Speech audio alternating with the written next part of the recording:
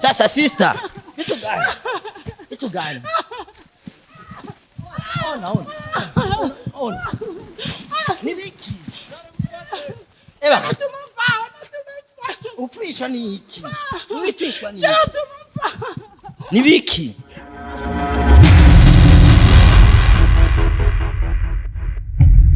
Bakunzi ba INYISHU media no kuri jewe no munsi numvise ko hari ahantu sasa kuze tupitiye wapi ahanyene ewa bakunzi ba INYISHU media je numvise ngo hari abantu umuntu agiye kwiyahurira mu mwonga rero jewe ngiye kuraba ivyo bintu ndabi vyari ivyo ewa kuze misioni tamuto ewa uyu mwonga misioni tamuto mo ewa nene aho umuntu yagiye kwiyahura nene umuntu yiyahura habaye iki akiri mimi sioni taumo 20 kuze je ndabona umuntu w'umukobwa yasaze kandi n'umuntu akuze kuze n'umumama ndabi byari bakunze INYISHU media je sinenze ko hari abantu bameze uko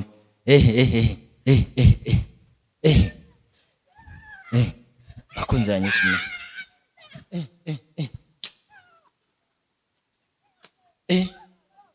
Jesirenze kivyo bintu bibaho nuko cha none nkuwo yashikiwe n'ingorane nyabaki kuzaca nende tu acha nende have ngende sasa dada bitu gani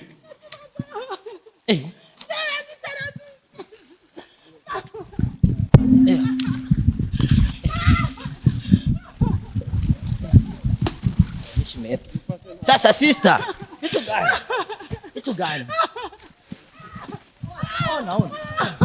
Ona. Ni wiki. Ewa. Ufisha ni iki?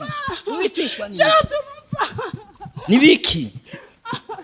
Jandarushe. Unijwe ni wiki. Narushe. Anita gizeni. Anita jaranduije. Ntuma papa. Irindira kwani twege bukebu. Nini wiki? Anita yagizeni. Yagizeni. Anita je ni mutoyi wanje. Wow. Nene mwafuye. Nafuye na mutoyi wawe. Anita jarandiye. Bakunzi ba INYISHU media. None ngaho basi waje kugira nti ngaho. Jeno tumania ura basi nkapa ibyo akora akabikora nabibona. Amazi ni maremare wiyahure ngaho anyira w'umwonga wajemo. Jeno tumampa basi. Nana abandi bantu bahari waje ngaho muri umwonga wenyine. Najeje nyene. Basi ngo tuveyo. Ingo. Vai basi tuje ngaho ku musotsi. Mama we. None mwafuye iki? Mwafuye iki? Rumva. Nandureke kurira.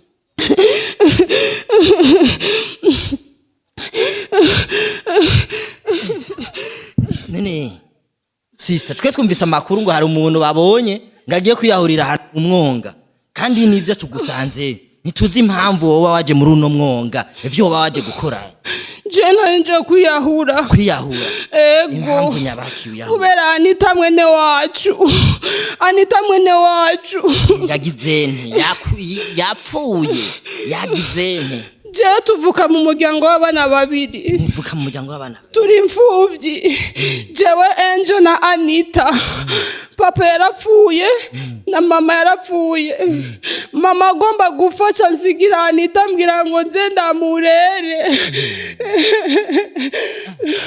Anita rikarango ubona none upfuye nyoko na mama wababa na papa wabagusigiye Anita kugira ngo umurere ukacuza ngaho ukiyahura nubona ko uzomumusize wenyene none jengire gute Anita ko dashaka kunyumva ndiko ndagerageza kumurera nk'umwana bansigiye nka mukuru wiwe ndagomba kumubera umuvyeyi mugabo Anita ntavyo ashaka kubona ntagomba kubikurikiza none ngire gute ubu rero ratuntuye ku mutima cyane none nawe nk'ubupfuye gushika none nk'ubu gacupfa ugahora n'ibisanga ugafa none Anita nawe ko yohavura gukurikira mugasanga umuryango wanyu wose warawe je tumava basi je canke nkamubisaje basi vyakora byose akabikora ntabibona ego none ndakubaza none we nuraja kumuga jewe sindubaka ruba oya Anita nawe aramaze kuzima Anita ntarubaka ivyo byose ariko abigira kubera ka umuhungu ari aho ngo ni bakame sinibona kundana Anita aramukunda uyo bakame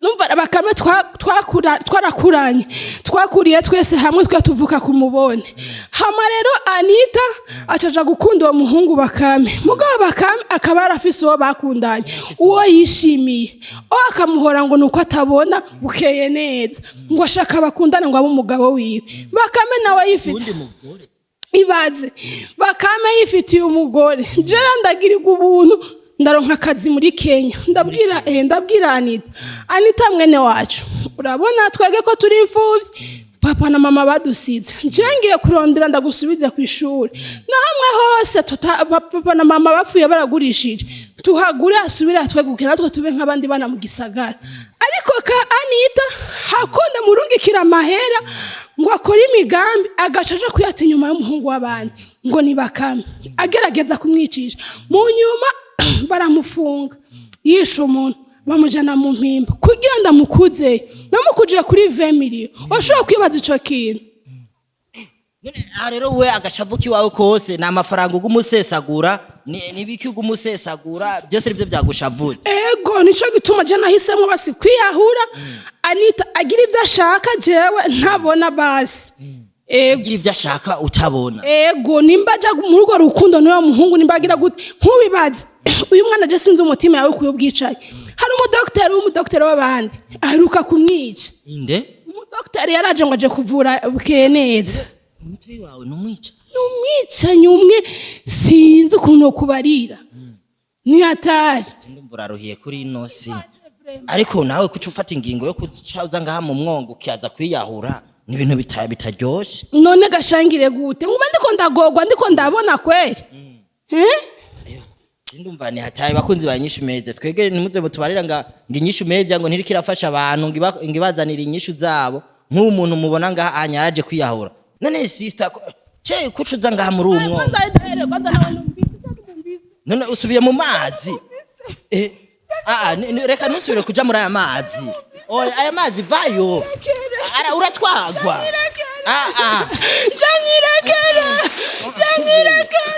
veyo basi tujye kugira abantu itabasi tumuhanure ucisubira ngaha mu mazi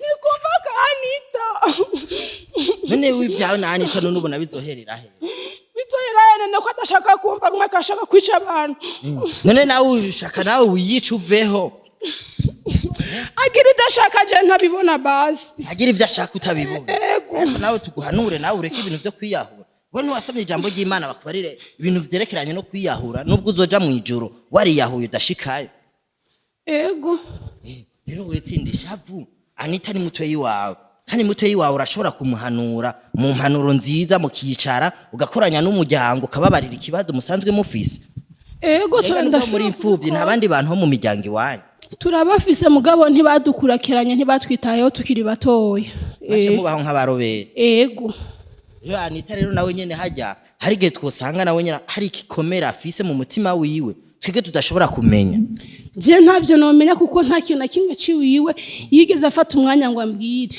nta na kimwe nzi kubijanye na Anita ego sigura nawe hari gihe none ntiyokubarira gute uri mukuru wiwe n'umuntu mwamana hafi rero mwamana hafi bisigura murayaga byose mukayaga ukamubwiza ukamwereka inzira ihuma n'idahuma umva kugira umwanya kugira je na Anita tugumane tuyage ivyo bintu yari kaja kwinjiramwo siho narindi namaze kuja muri Kenya rero urumva ntitwaronse umwanya ku matelefone nawe urumva twavugana ama projet kugenda munukira amahera kubaza ko amerewe ku ishure ibintu nk'ivyo yego Dumiwe